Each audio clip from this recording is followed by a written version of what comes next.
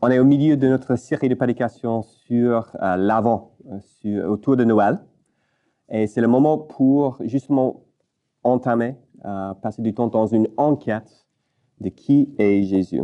C'est l'idée centrale. Pourquoi Jésus est-il né? C'est l'objet de notre série et c'était intéressant en recherchant les origines de Noël. En fait, on ne l'appelle pas Noël en anglais, ma langue maternelle. Et donc, je ne savais pas, mais Noël a ses racines dans le mot latin pour naissance. Même lorsqu'on dit Noël, on est en train de parler de la naissance de Jésus.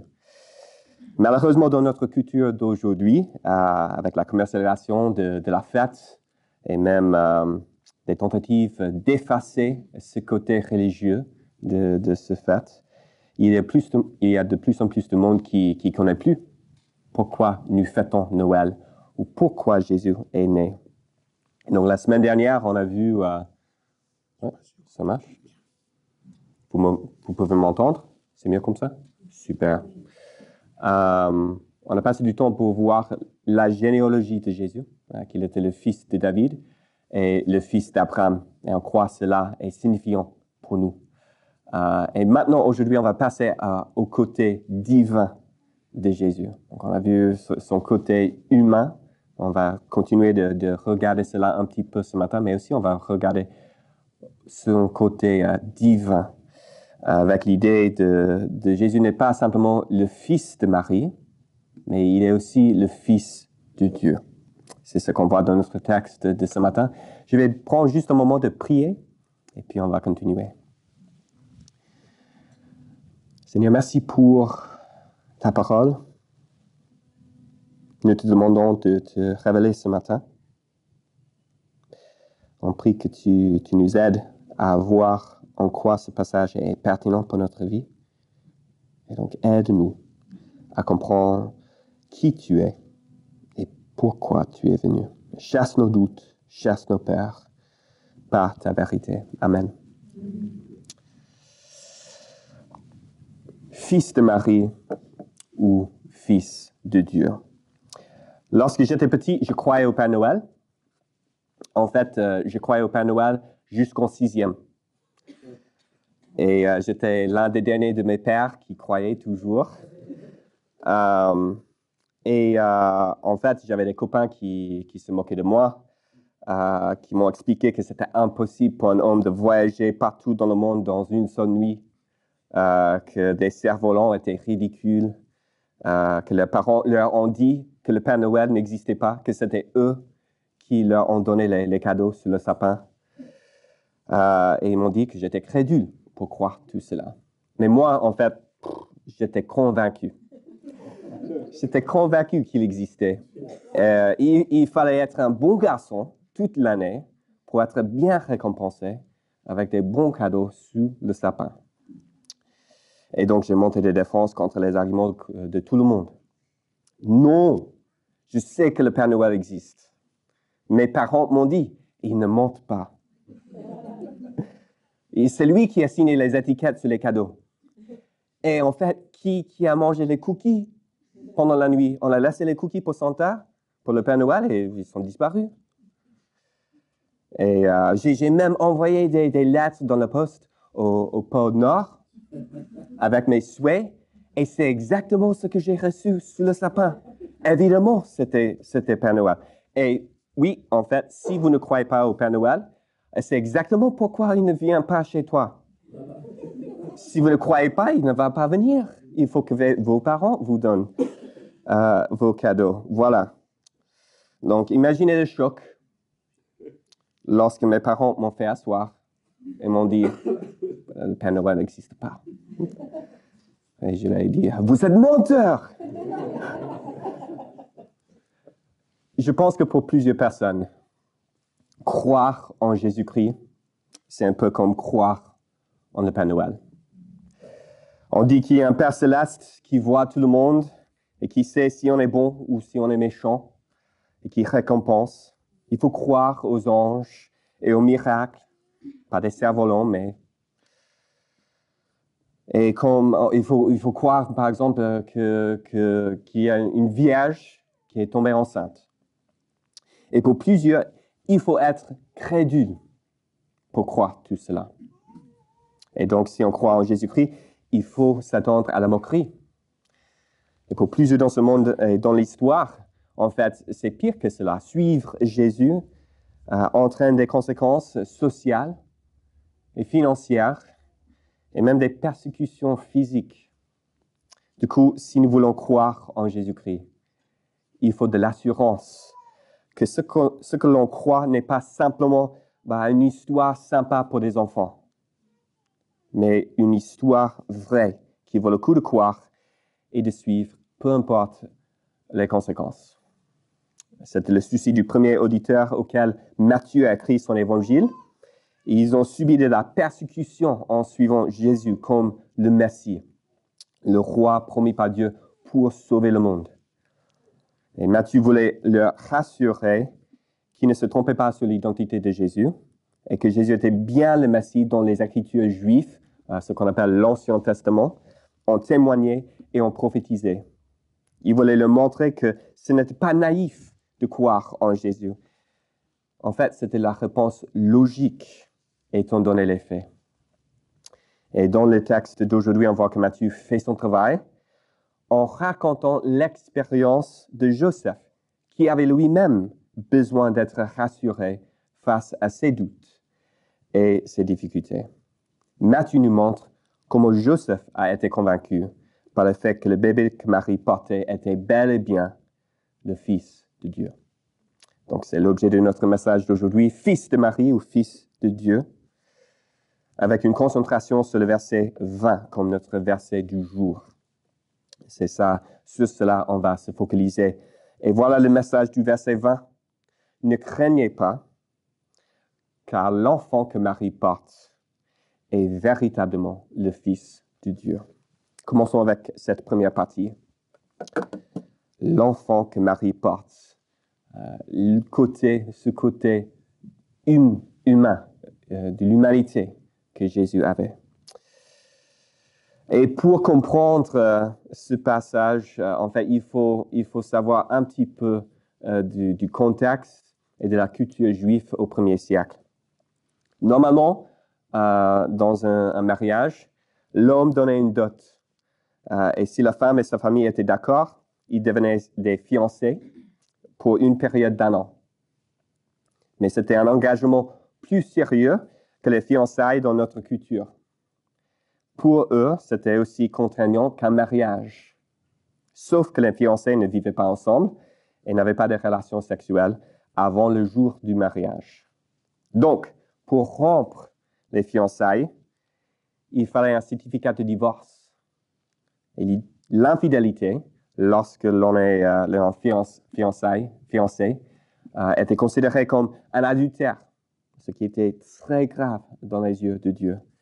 Selon la Bible, la fidélité conjugale est un reflet de la fidélité de Dieu envers son peuple dans son alliance qu'il a faite avec eux. Donc, c'était grave. Et en plus, l'infidélité était aussi destructrice à la vie de la communauté et portait du déshonneur sur ceux qui étaient impliqués. Et donc, sous la loi de Moïse, l'adultère était puni de mort. Donc, en gardant cette information à l'esprit, nous pouvons commencer à comprendre la position dans laquelle se trouve Joseph dans cette histoire.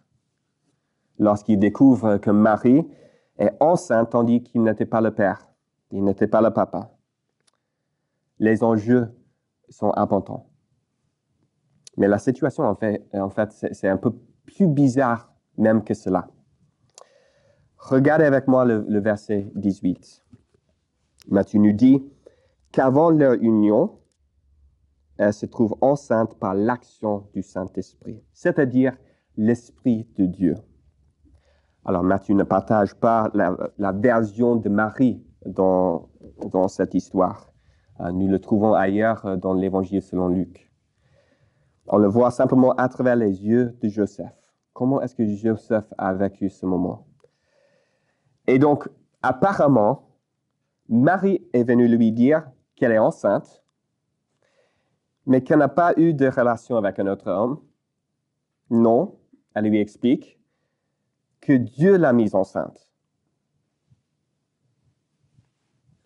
Vous pouvez imaginer la réaction de Joseph. Cette femme avec laquelle Joseph a probablement grandi et qu'il a sans doute aimé, vient lui briser le cœur et tous ses projets d'avenir. Et elle a l'audace de ne pas être honnête avec lui, mais d'inventer une histoire, de le prendre pour un idiot, en lui disant qu'elle n'a pas couché avec un autre homme. Et en fait, qu'elle est tombée enceinte par Dieu, miraculeusement. Et donc, on peut imaginer toutes les émotions qu'il a pu ressentir. Peut-être d'abord la confusion, d'être complètement perplexe. Et puis la déception, la honte et l'humiliation. Et puis la colère et la tristesse. Son monde a été complètement bouleversé dans un instant. Et on peut imaginer les questionnements qu'il avait. Est-ce qu'elle est méchante? Je ne savais pas qu'elle était aussi méchante que ça. Ou simplement folle. C'est pas possible qu'elle dise la vérité. Non. Et ça nous aide à comprendre ce qui signifie le verset 19 lorsqu'on lit que Joseph était un homme de bien. Joseph, son époux, qui était un homme de bien et qui ne voulait pas la diffamer, se proposa de rompre secrètement avec elle. Il ne sait pas quoi faire, il réfléchit, et au lieu de chercher la vengeance avec un procès public, il pense à la laisser tomber pour la protéger. Mais c'est dans cet état d'indécision, de confusion, cet état d'angoisse extrême que Joseph se couche avec l'espérance que le sommeil apporterait des réponses. Et cela nous amène à notre verset clé d'aujourd'hui, le verset 20, qui est lourd de sens.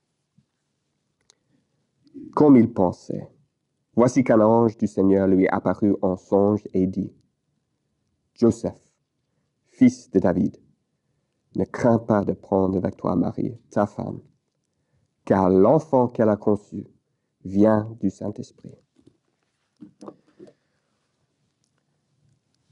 Ce n'est pas tous les jours qu'un ange nous visite au milieu d'un rêve. Et à travers l'histoire du peuple d'Israël, dans les moments de grande importance, Dieu a parlé par le biais des rêves et des anges, mais rarement par les deux en même temps. C'est comme Dieu voulait dire à Joseph que c'est sûr et certain ce qu'il va lui dire. Et il faut le savoir, les anges dans la Bible ne sont pas des petits bébés mignons avec des ailes qu'on voit peut-être au Louvre. Ils étaient des êtres spirituels d'une autre dimension, extrêmement terrifiants, au point où à chaque moment un ange arrive sur la scène, les gens sont bouleversés dans la terreur, dans l'angoisse. Et donc, j'imagine que ce moment était très marquant pour Joseph. Ce n'était pas juste un petit rêve, vous voyez? Et puis l'ange l'appelle par son prénom et puis son héritage. Joseph, fils de David. Donc l'ange rappelle Joseph du fait qu'il est du descendance de David, dont Dieu a promis que le Messie sera issu. Et en fait, là, Matthieu est en train de répondre à la question de comment Jésus pourrait faire partie du descendance de David lorsqu'il n'était pas l'enfant de David. Et là, on voit que, en fait, Joseph va adopter Jésus en le nommant. Et donc, voilà, c'est ce qui se passe dans cette scène. Et puis, l'ange a un message, et le message est ceci. Ne crains pas. C'est un message assez fréquemment répété dans les Écritures. Ne crains pas. Ne crains pas ou de prendre avec toi Marie, ta femme, parce que son bébé vient vraiment du Saint-Esprit. qui confirme exactement le message de Marie. Et Joseph pourrait se dire, mais quelles sont les chances? Quelles sont les chances? Et puis au verset 21, il explique en quoi c'est signifiant et comment il devrait répondre. Le bébé est un fils et est destiné à sauver son peuple de ses péchés. Et l'ange commande Joseph de le nommer. Comme je viens de dire, c'est une pratique qui signifie l'acte d'adoption. Donc le choix qui s'offre à Joseph est désormais plus sérieux, bien plus sérieux. Pour Joseph, croire Marie et la prendre comme femme et croire ce messager de Dieu signifie s'engager à une vie d'humiliation, à une vie de moquerie de la part des gens qui ne croiront que sa femme ne l'a pas trompé. Et on sait que les pharisiens se moquent de Jésus dans Jean chapitre 8 en l'accusant d'être un enfant illégitime. Donc c'était bien connu dans la communauté après ça. Et cela signifie aussi s'engager dans une vie où la famille le comprend mal et peut-être déçue par lui. C'est laisser tomber ses propres rêves pour l'avenir. C'est élever un fils qui savait ne pas être le sien. Il ne savait pas encore, mais il s'engageait à tous les troubles qui viendraient à cause de la menace de l'État romain contre Jésus. Donc des fuites, des dangers, des voyages, des déménagements. Aligner son avenir avec Jésus, c'est s'engager dans une vie difficile. C'était vrai pour Joseph, et c'était vrai pour les chrétiens du premier siècle qui lisaient cet évangile. Pour les Juifs qui croyaient en Jésus, ils étaient souvent mis à l'écart de la communauté, bannis, exclus du synagogue. Ils étaient accusés de répandre un message dangereux et hérétique. Il y en a plusieurs qui ont même été tués pour leur croyance. Et pour les païens, les non-juifs, ils ont aussi expérimenté la persécution. Les Grecs et Romains les accusaient de diffamer leur Dieu et d'apporter des malédictions sur le pays. Voilà, les chrétiens sont mauvais pour ce pays, pour cette nation. Et l'État voyait l'adoration de Jésus comme roi suprême, comme une menace à l'autorité de César. Donc, l'auditoire pouvait s'identifier avec Joseph dans son choix, avec tous ses doutes et ses anxiétés. Il voulait de l'assurance qu'il ne se trompait pas de l'identité de Jésus, qu'il était vraiment le Messie, le Fils de Dieu, et qu'il n'était pas fou, qu'il ne suivait pas un mensonge. Et la même chose est le cas peut-être pour plusieurs d'entre nous dans cette salle. Peut-être que suivre Jésus vous a coûté. Vous avez des membres de votre famille qui pensent que vous gaspillez votre vie en suivant Jésus. Vous avez vécu de la moquerie. Et peut-être vous laissez Jésus bouleverser votre avenir et vos projets. Et dans des moments de faiblesse et des doutes, vous vous demandez,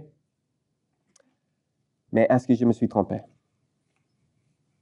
Est-ce que je crois vraiment que cette Vierge a donné naissance au Sauveur du monde? Et peut-être que vous n'êtes pas chrétien, vous êtes là comme invité et on est vraiment reconnaissant pour votre présence et on espère que vous pouvez explorer la foi chrétienne et poser vos questions sans hésitation, à l'aise. Mais voilà, vous avez besoin de l'assurance, que ce n'est pas juste une jolie histoire des enfants que les naïfs croient. Vous avez besoin d'assurance que Dieu a vraiment intervenu dans l'histoire du monde et que Jésus était vraiment le Fils de Dieu. Et c'est bien de chercher la vérité. Et donc la réponse de Matthieu dans son évangile, c'est que depuis le commencement de l'histoire de Jésus, même la manière par laquelle sa naissance est arrivée, Dieu nous donne de l'assurance de son identité. Qu'il est bien l'enfant de Marie, un être humain comme vous et moi, mais il est véritablement le Fils de Dieu, entièrement divin. Et donc, chaque aspect de l'identité de Jésus est très important, essentiel. Sa divinité ainsi que son humanité. Et Dieu veut chercher nos peurs concernant qui il est et dans cette vie à travers cette identité de Jésus, ce cadeau de Dieu pour l'humanité. Donc, je vais passer un peu de temps pour justement expliquer pourquoi c'est important que Jésus était homme et Dieu au même moment, au même temps. Donc, commençons avec l'humanité. Ne craignez pas que l'enfant que porte Marie, voilà, il est un humain. Et comme nous venons de voir dans ce récit, Matthieu nous raconte, voilà, il met en valeur l'humanité de Jésus. Il avait une généalogie, il avait une mère et un père adoptif, et une histoire à lui. Et plus tard, dans son évangile, Matthieu nous dépeint un Jésus vraiment humain, avec des besoins humains. Il a faim lorsqu'il jeûne dans le désert. Il dort dans la barque lorsqu'il est fatigué. On voit une variété des émotions humaines chez lui. L'amour, la joie, la tristesse, la détresse, la faiblesse. Il avait besoin de prier le Père aussi. Il a connu des persécutions et des tentations, mais sans jamais pécher. Et à la fin de sa vie, il saignait, il souffrait et il est mort. Jésus était 100% humain, l'enfant de Marie. Et pourquoi c'est important qu'il était pleinement humain? Bon, d'abord, le christianisme n'est pas simplement une philosophie comme le taoïsme ou le stoïcisme qui donne des idées de comment bien vivre. Et ce n'est pas simplement non plus une spiritualité comme le bouddhisme ou l'hindouisme qui essaie de nous connecter à une réalité transcendante. Mais le christianisme est bien au-delà de cela. C'est une foi qui est inextricablement liée à des événements historiques. On ne peut pas croire en l'Évangile et le pardon de péché et le Christ sans croire qu'il y a eu un homme galiléen au 1er siècle qui faisait des miracles et qui affirmait être le Fils de Dieu. Et donc, lorsqu'on parle de Jésus, on sort du domaine d'opinion pour entrer dans le domaine des preuves d'histoire.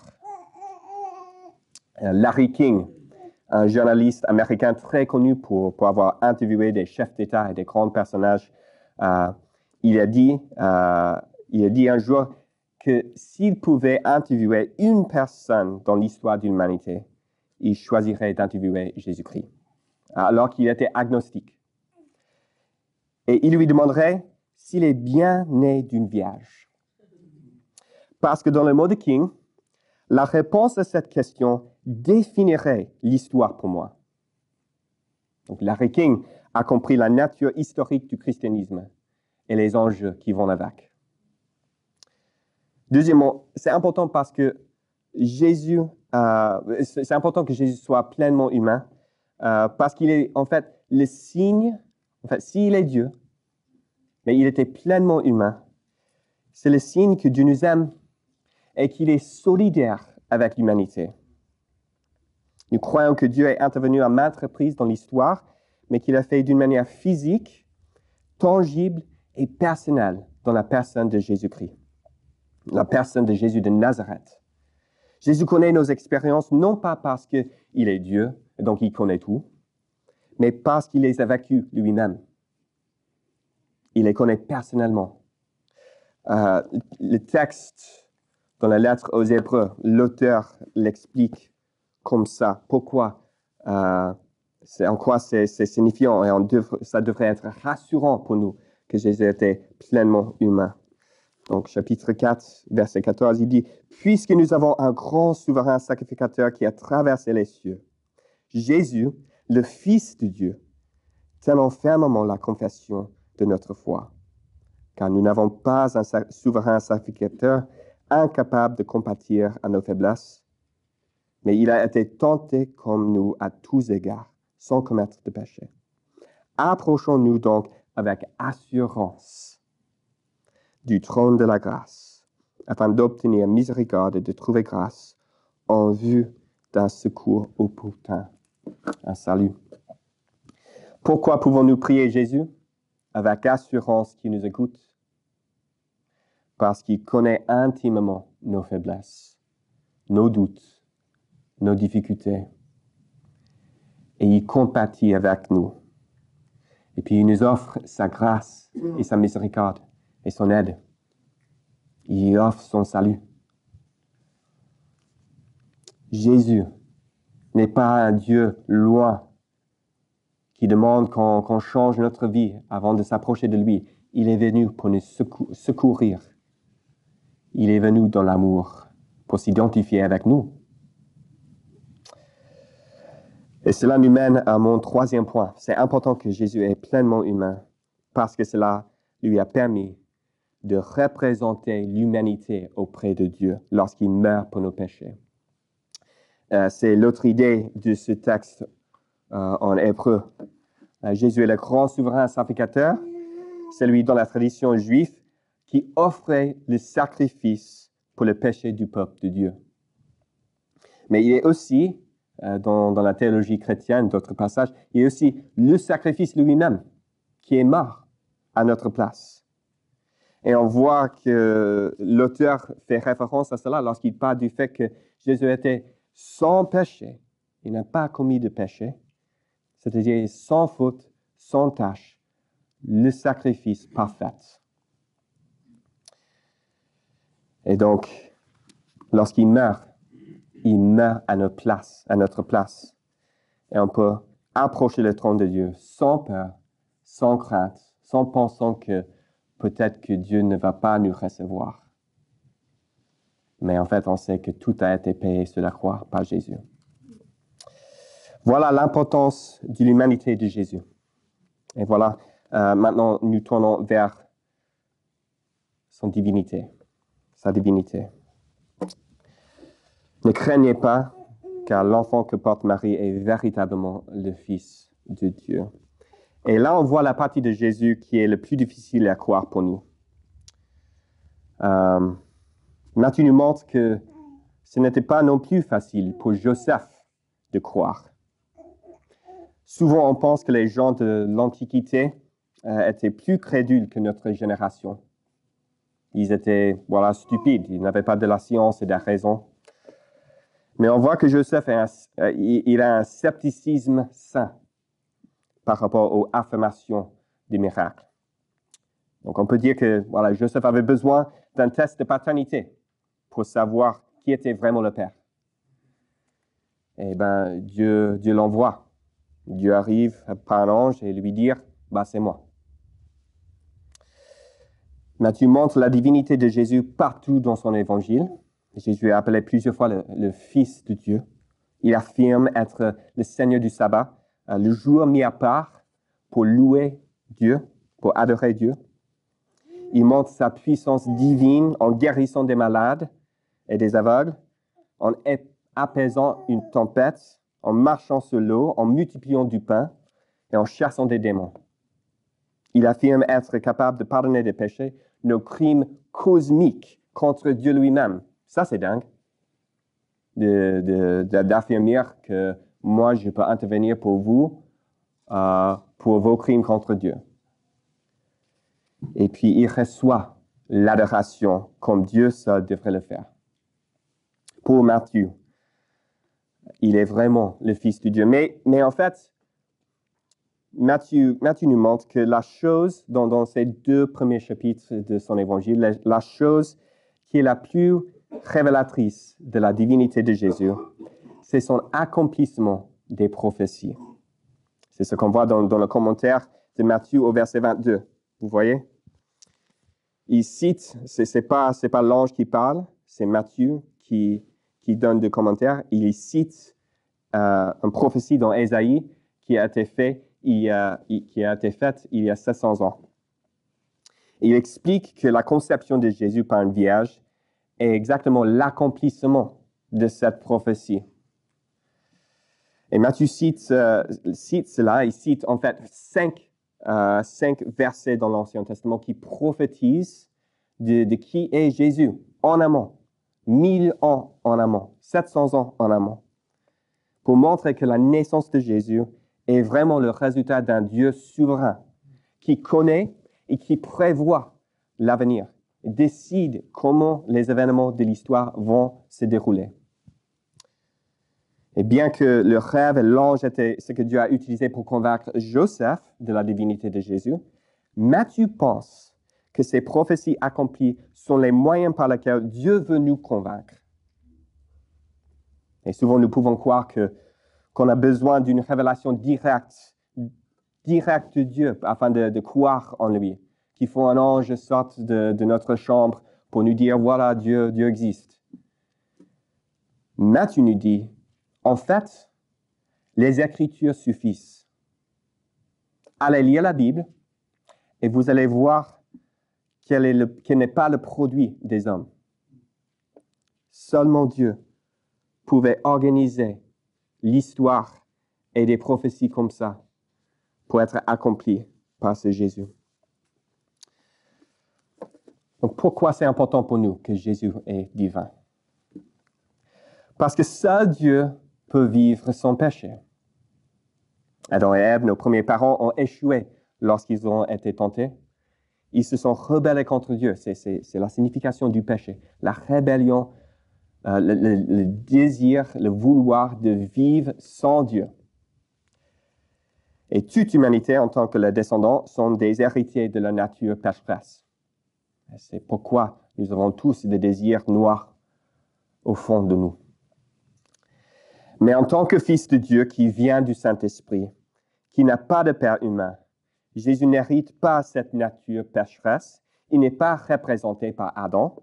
Il n'a pas son ADN. Et par son pouvoir divin, Jésus en tant qu'homme vivait une vie parfaite, toujours obéissant à son Père céleste. Seulement Jésus, le Fils de Dieu, pouvait vivre une vie parfaite.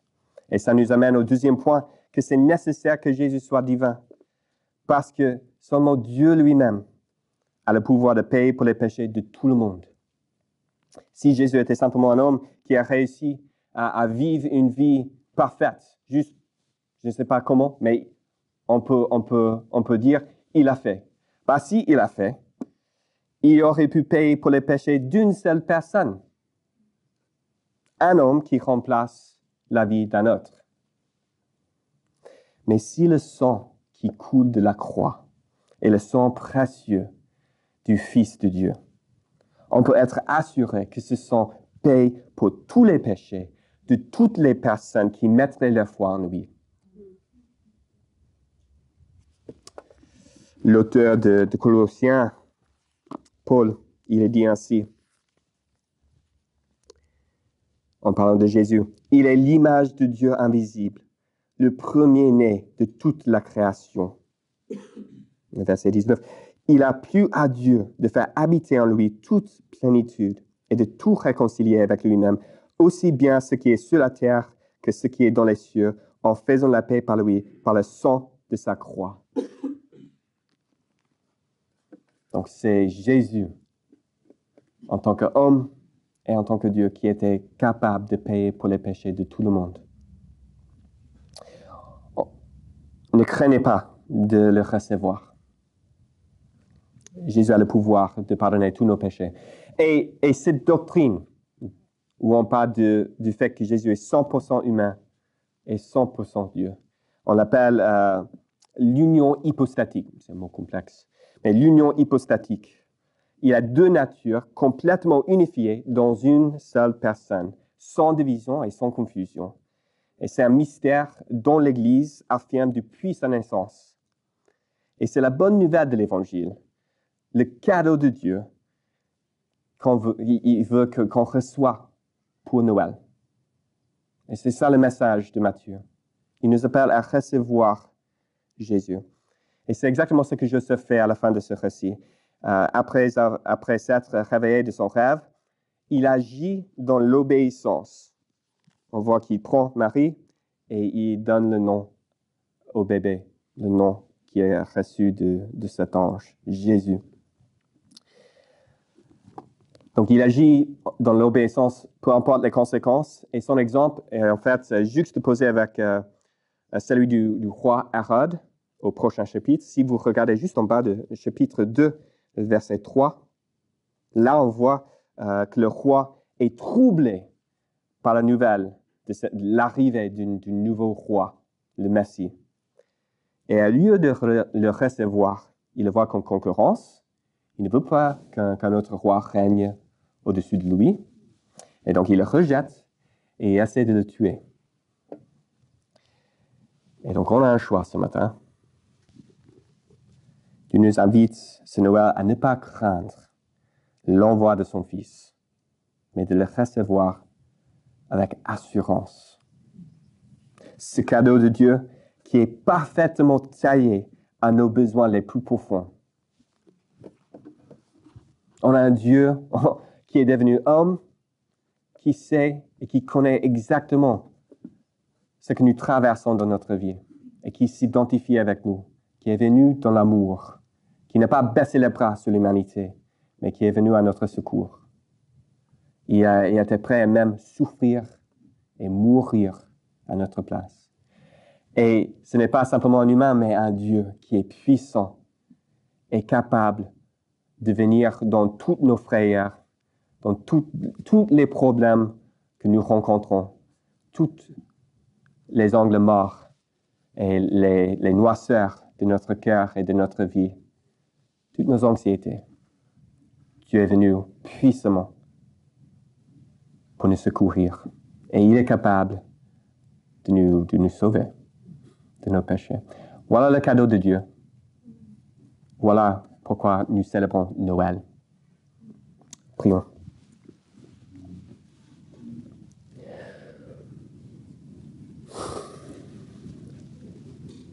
Seigneur, je t'avoue que souvent, je suis distrait par tout aspect de Noël qui n'a rien à voir avec toi. Et je t'avoue que souvent, j'ai des doutes. La vie n'est pas facile. Et moi, j'ai besoin tous les jours de savoir que Dieu se soucie de moi, que tu te soucies de moi, que tu te soucies de l'humanité. Et Jésus est la preuve de cela. Et même si on souffre, même si les gens se moquent de nous, même si suivre toi n'est pas toujours facile, tu es digne d'être suivi. Et en fait, Seigneur, tu nous bénis. Tu nous bénis profondément. Tu es la réponse à tous les désirs profonds dans notre cœur. Et nous te prions, Seigneur, que tu nous aides, que tu nous aides à agir comme Joseph, que tu ouvres nos yeux pour voir la vérité de qui tu es, de ne pas rester dans les doutes, de ne pas rester dans l'égoïsme, de ne pas agir comme Hérode, qui ne voulait pas que quelqu'un d'autre règne au-dessus de lui, mais de te recevoir avec joie, en sachant qu'il n'y a pas d'autre cadeau plus bel que le Fils de Dieu qui est devenu chair. Merci Seigneur. Aide-nous de témoigner de toi et de ne pas avoir honte de qui tu es. Amen.